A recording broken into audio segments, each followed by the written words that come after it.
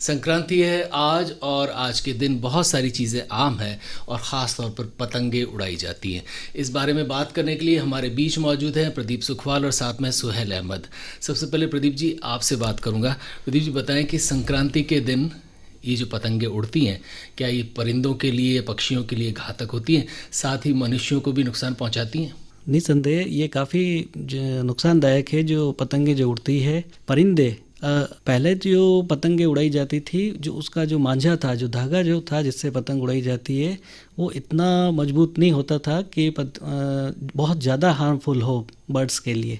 लेकिन लगातार कंपटीशन के चलते हुए अब ऐसे मांझे आने लग गए हैं कि न सिर्फ मनुष्यों को, न सिर्फ परिंदों को, बल्कि मनुष्यों को इनसे खतरा होने लग गया है। इवन दो जो पतंग उड़ाते हैं उनके हाथ भी इससे कट जाते हैं, उनको वो भी बिना ग्लव्स के इसे उड़ा नहीं पाते हैं। सुहेल, आप पतंग उड़ाते हैं, बताएं कि ये मांझे जो होते हैं इनमें कैसे ये विकास हुआ और अब वो मांझा जिससे बर्ड्स को इंजरी होती है और जैसा प्रदीप जी कह रहे हैं कि आदमी भी इंजर्ड हो सकता है, ये कौन सी तरह के मांझे हैं, कब हमारे यहाँ आए और क्या चाइनीज़ मांझे इन्हीं को कहते हैं? सर, मैं बताना चाहूँगा कि पहले जो मांझे यूज़ किए जाते थे तो थ्रेड के होते थे, डोरा होता था वो एक तरह का, तो वो टूट भी जाता था अगर कोई उसमें हो भी जाता था। मतलब कोई पक्षी अगर उसमें फंस भी गया तो उससे कोई उनको हानि नहीं होती थी।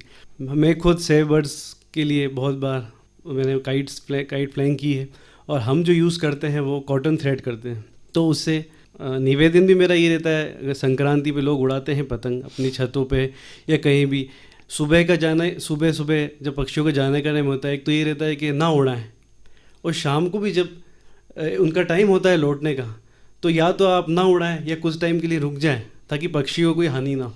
वो ठीक है, लेकिन ये बताइए मांझा होता क्या है और दरअसल ये कब से हमारे यहाँ पर चलन में आया? सर, चाइनीज़ मांझे की जहाँ तक बात करें, सर हमने कभी चाइनीज़ मांझा यूज़ किया नहीं है। और क्योंकि चाइनीज़ मांझा वही होता है कटिंग के लिए, जिसको हम बोलते हैं पैज लड़ाना। तो हम जो यूज़ करते हैं, हमारी जो पतंग यूज़ में आती है वो है सर जैसे 100 फीट, 50 फीट या एक साथ 200, 300 काइट्स, तो उसमें वो कॉटन थ्रेड यूज़ होता है। अगर चाइनीज़ मांझा या नॉर्मल थ्रेड यूज़ करें तो टूटने का डर रहता है, क्योंकि हवा तेज़ होती है, कभी स्लो होती है। प्रदीप जी बताएं कि आपकी जानकारी में कितने केसेस ऐसे बर्ड्स के आम तौर पर औसतन आया करते हैं जो पतंगों से इंजर्ड होती हैं? ऐसा तो कोई मेरे पास रिकॉर्ड नहीं है, लेकिन दिनों दिन ये संख्या बढ़ रही है, ये ज़रूर कहा जा सकता है। अगर हम सोशल मीडिया पर देखें या मैं काफ़ी समय तक चमन सिंह जी एक रेस्क्यूअर हैं, उनके साथ भी मैं काम कर चुका हूँ, तो मैंने कई बार देखा है कि बड़ी बदतर स्थिति होती है और जब तक उस स्थिति से रूबरू नहीं हो, कोई उसको सामने देखे नहीं, उस पीड़ा को वो महसूस नहीं कर सकता। तो निरंतर इसमें वृद्धि हो रही है और अब तो मनुष्यों के ऊपर भी बड़ा इस पे विचार किया जा रहा है कि कैसे बचाएं। अगर कहीं लटका हुआ है धागा और कोई गाड़ी पे चल रहा है, 2 व्हीलर पे, तो उसके लिए बड़ा रिस्क रहता है साहब। तो ये कोई एक निश्चित संख्या तो अभी मेरे पास में नहीं है, लेकिन आंकड़े लगातार बढ़ रहे हैं। प्रदीप जी, इसमें जो इंजरी होती है वो हाई फ्लाइंग बर्ड्स की होती हैं या पिजन या छोटे बर्ड्स में इंजर्ड होते हैं? कौन कौन सी तरह के पक्षी ज़्यादा इंजर्ड आपको देखने में मिलते हैं? ज़्यादा जो बर्ड्स मिलेगी वो है जो इवनिंग में और मॉर्निंग में जो निकलती हैं, रूस्टिंग के बाद में जब सुबह भोजन के लिए तलाश में निकलती है और उस समय अगर किसी ने उड़ाई है तो उस समय मिलेगी, या फिर वापस भोजन करके लौटते समय। जैसे हमारे उदयपुर में हम देखें तो सेंट्रल जो हार्ट है उदयपुर का, कलेक्ट्री और जो न्यायालय परिसर है, इसके शास्त्री सर्कल से लेके चेटक तक के इलाके में पेड़ों पे हजारों की संख्या में पैराकीट्स आकर रूस्टिंग करते हैं शाम को, और उनको सबसे ज़्यादा खतरा है। दूसरा खतरा है अभी इस समय जो है सर्दियों में माइग्रेटरी बर्ड्स आती है उदयपुर और उसके आसपास के जलाशयों में काफ़ी संख्या में आती है। तो जो फ्लॉक में उड़ती हैं, जो बड़े बड़े फ्लॉक्स में उड़ती है, उनको ज़्यादा इससे खतरा होता है, क्योंकि वो भोजन की तलाश में एक वाटर बॉडी से दूसरी वाटर बॉडी तक माइग्रेट करती रहती है, लोकल माइग्रेशन, कि जहाँ पे भोजन मिलता है, लेकिन शाम को आके वापस रोस्टिंग किसी एक निश्चित स्थान पर करती है। तो ऐसी बर्ड्स को खतरा ज़्यादा है। ये रेडियो लेक सिटी है और संक्रांति के दिन हमसे बातें करने आज स्टूडियो में मौजूद हैं प्रदीप सुखवाल, साथ में सुहेल अहमद। सुहेल, आपसे जानना चाहूँगा कि पतंगबाजी तो एक हमारी परंपरा भी है, शौक भी है, बताएं कि इनमें इतनी घातक चीज़ें आ कैसे गई?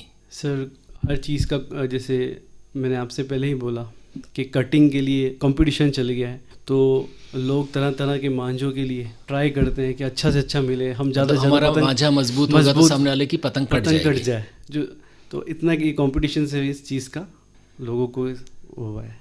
सोहेल, कभी ऐसा भी होता है कि पतंगे जो आसमान में उड़ती हैं उनसे भी पक्षी दिग्भ्रमित हो जाते हैं या उनसे टकरा जाते हैं, ऐसे किस्से भी होते हैं या ऐसा कभी नहीं होता? नहीं, जहाँ तक हम उड़ाते हैं, जैसे समुद्री इलाका है या फतेह सागर का पेटा है जैसे उदयपुर में, तो इंटरनेशनल भी हम जाते हैं तो वहाँ ऐसे समुद्री इलाके होता है जहाँ पक्षी का कोई ऐसा कोई होता नहीं कि वो पतंगी सीध में या ऐसे आए।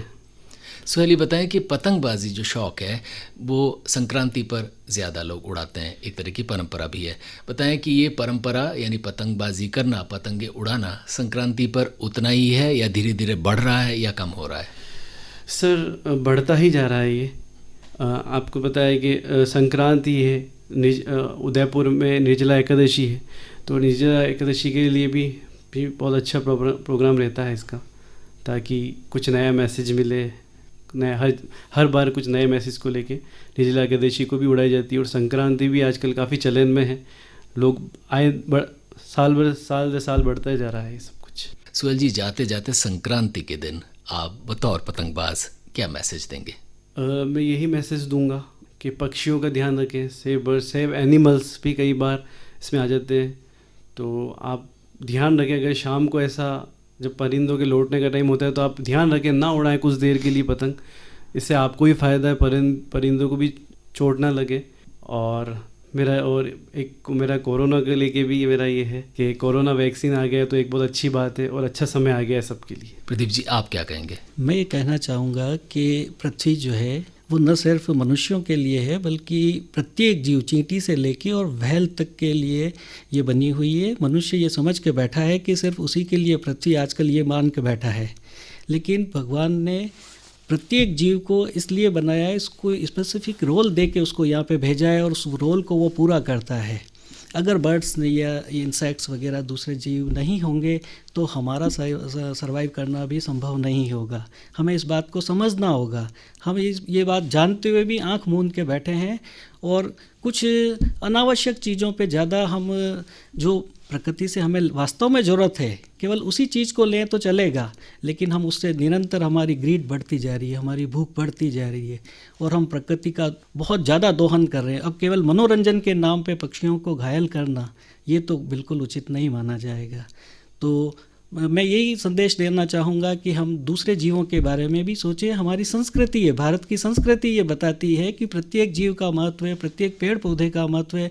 हमारी संस्कृति में सब जगह ये मेंशन है, लेकिन इसको हम भूलते जा रहे हैं और भौतिकवाद में बढ़ते जा रहे हैं, जबकि मनोरंजन के अन्य साधन भी उपलब्ध हैं। आपको आवश्यक नहीं है कि आप किसी दूसरे प्राणी को हर्ट करके और अपना मनोरंजन करें।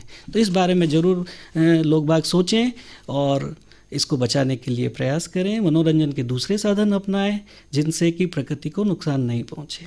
संक्रांति एक पवित्र दिन, आइए इस दिन संकल्प लें कि हम इस दिन दान, पुण्य और दूसरी चीज़ें तो करते हैं, लेकिन परिंदों पर भी थोड़ी सी नज़र रखें। पतंगे उड़ाएं ज़रूर, लेकिन थोड़ी सी अपनी समझदारी के साथ। प्रदीप सुखवाल और सुहेल अहमद, आपका आभार।